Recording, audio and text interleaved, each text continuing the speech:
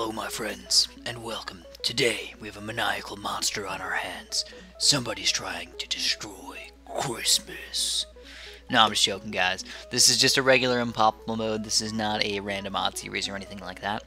But what I am looking for is for you guys to help me out just a little bit. I'm looking for ideas about some random odd series, but what would you guys like to see? Maybe not just exactly what we've seen in the past, but maybe something new and different. What do you guys think about maybe using abilities or things like that? Usually I feel like abilities are too man-made, kind of dependent on how good I am with my abilities, and people are going to get mad at me about stuff like that. So I'm probably going to try and stay away from abilities, but I might end up using something like that, or make just like some sort of special video where each tower has their own specific ability that I get to use, or something like that. What do you guys think about that? Something kind of interesting, something kind of cool? Or what other kind of interesting things do you guys think that I could do? I think for the most part, I'm going to stick with what I've been doing, you know. I might include some more mobile, though. I might do a couple mobile videos, maybe use the helicopter, or the submarine, or something like that. That could be kind of cool, I think. But other than that, let's get back to the North Pole action. Today, we're going to, again, play Impoppable Mode. We're going to farm quite a bit. I'm going to use the little baby monkey farmer over there. He's going to help out quite a bit for my nano grabbing. He's a pretty good nano grabber, must say. He might be the best nano grabber that I've ever had, actually. And luckily enough for us, we're able to fit this little farm there. One other thing, oh my god, you know what I've been having a lot of problems with? Not really a problem, it's just kind of like more of an annoying aspect to the game that I don't know if they should really fix it. It's just silly, alright? The fact that after a round ends, your tower stops being able to, like, be built. Like, if you don't have it built yet, and you're, like, trying to find a good spot for it, and then it just automatically stops at the end of the round. It's kind of annoying. I mean, a little bit. Just a little bit annoying. Because basically, every single time I'm trying to build a tower in like a very, very specific spot, but I don't want to waste a bunch of time by like sitting there trying to chill and just find the right spot. I usually play around during that time, and I just can't fit it in time. And then all of a sudden it disappears, and I have to go through that entire process all over again. So no, I'm not raging. I'm not, you know, angry. I'm just saying it's a slight annoying factor to that part of the game. So today we've got an engineer and also a 2-3 boomerang is what we're going to go for. But right now just a 1-3 boomerang is going to suffice. So I let him ride while I was getting some farms up. And then eventually I'm like, yeah, you know, let's 2-3 boomerang this shiznit up. But at the same time I'm like, oh snap, you know, we need some camo detection. So I actually got my monkey wizard up for camo detection. But sadly enough, he was a lot more expensive than I thought to get up camo detection. I not only had to pay the $550, I paid $600 for those 2 random upgrades. And I also need to pay $300 for the last upgrade. To get the camo detection. I didn't need to get all of those upgrades. I could have just spent $600, so it'd be like just over $1,000 to get him up. Or actually, oh man, yeah, I forgot he's more expensive now. It'd probably be like $1,300, $1,400 just to get a wizard with camo detection. So I mean, it's a pretty expensive tower right there. But also, I felt like the lightning might be kind of interesting to use. It's something I don't do all the time. So I wanted to make the game just a little more interesting. Maybe I can get him up to a tornado wizard or even a fire mage for later. That could be kind of interesting. But oh my goodness, Bloons getting really far in here. Almost took me down right there. Whoa. This is where the ninja would actually shine compared to the wizard, just based on those ceramic balloons. But I think there is a way around doing that. What we're going to do is we're going to get a ninja, and then also I'm thinking about a balloon chipper. In fact, we might even sell our engineer or something that fits more engineer. Oh my god, sell the engineer to fit some more balloon chippers a little bit later. And here we go. Boom, we're getting ready to do it. How many more can we fit? I don't know, they're not really fitting very well. Oh yeah, we fit one right above the ninja. That's pretty nice. So what do we have to worry about now? Pretty much nothing. Honestly, we're doing really, really well. We got a good amount of balloon popping power. Probably gonna need a little bit more though. I mean, those balloon chippers, they do suffice, but do you really want to take a chance? I don't want to take a chance. I don't like taking chances. I like being very efficient and sufficient with the ability to kill everything on the screen very easily and not to be afraid at all. Because when I'm afraid, I feel like it's very epic that like I survived, but when I lose, it's way, way, way, way worse than that epicness feeling of me winning. So I definitely don't want to take those chances, even though it does kind of looks kind of cool sometimes, and kind of makes the game more interesting sometimes. Yeah, I try and stay away from doing that a little bit too much. Just trying to stay away just a little bit.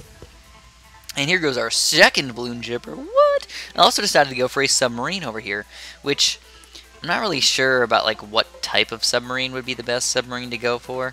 I think the only real good I don't know. And it's not that submarines are bad. I just don't really find that many good ways to use them, like efficiently.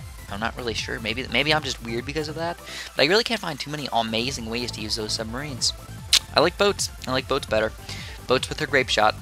But yeah, I mean, if you got a submarine where you have like a bunch of towers kind of spread out all over the map, and there's not very many places where your submarines can shoot, using that one upgrade where you can see wherever your towers can see, now that could be an interesting way to use a submarine. I've done that before. I've put a couple dart monkeys and a couple random boats just kind of spread out throughout the map and made them work for me, and they did do an okay job.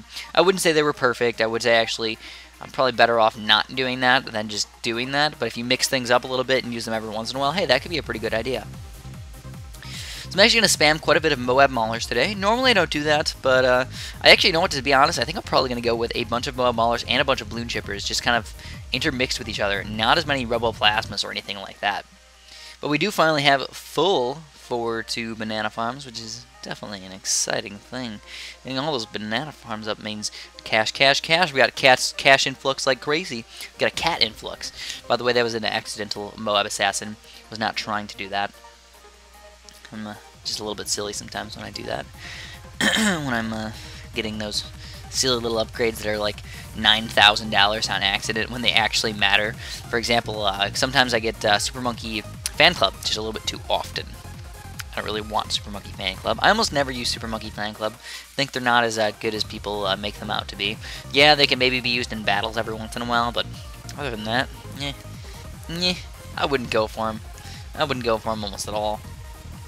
Also, another thing that I'm not really doing is I'm not really trying to get everything inside of the Monkey Village as much as usual. Normally, I try and get everything inside the Monkey Village, but I'm not really able to. So this is just one interesting thing that I've noticed that a lot of people might not know. I know I'm just kind of rambling on in here, rambling about crazy, stupid, silly things that you guys probably don't care about. That's all right. So how much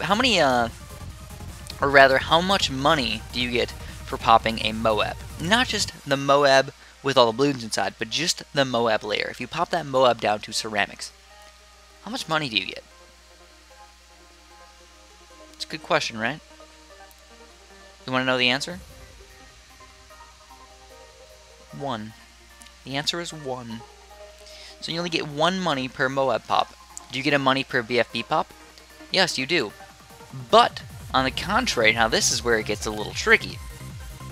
Because things in the late game aren't worth as much as they are in the early game. For example, a red balloon in late game is not even worth a money. It's like you need like a pink balloon to be worth a money, or maybe somewhere around that to be worth that much monies. Eventually, you get to the point where BFBs and stuff aren't even worth the money anymore. They're not worth $1. They're not worth anything. But you have to pop like 2 or 3 of those BFBs just to get $1, and it's kind of sad. And you guys can actually notice this if you wait until round 85. Watch when we pop the Oh My God layers. Now, there's going to be like no ceramics popping out or anything yet, because it's all going to be my Bloon Chippers doing the action. But if you check out the Oh My God, when you pop that Oh My God layer, it's again going to be worth 1 money. Because you're going to have to see that you're probably going to have to pop 3, maybe 4, maybe even all 5 Moabs to get that 1 money, because of the change in the amount of money you get in that game. But I digress. Just, you know, it doesn't really matter. I feel like that would be kind of nice if they just always gave you a money. They should be worth a money, at least 1 money. And by the way, yes, I am calling it a money, because a money can be like anything. You know, I was taught back in the day when I was pretty young, like when I was 13 or 14, that if I had 5 monies, it doesn't mean that I have $5. I could just have 5 pennies. But 5 monies could also be $5, and 10 monies could be 10 dimes, which could be $1. Like, it could mean anything. So I got tricked before. I got tricked that people were gonna give me monies. I didn't win out. Anyways, look at my cash flow. What? I got almost $200,000. Can go over to Super Temple the Monkey out or something, but I chose not to. We're not gonna do that. We're gonna deal with these Oh My Gods today, and we're gonna rock them, rock their socks off. Anyways, here's what it all comes down to: 5 Oh My Gods against my fantastic freaking defense, including massive amounts of Sun Gods and stuff, just to be safe. I also got a Phoenix over here, which is going to help out quite a bit. And there goes those Oh My Gods. They're not going to last very long at all. And that's all I'm going to have for you guys today. So as always, thanks so much for watching, and have a super duper delicious day.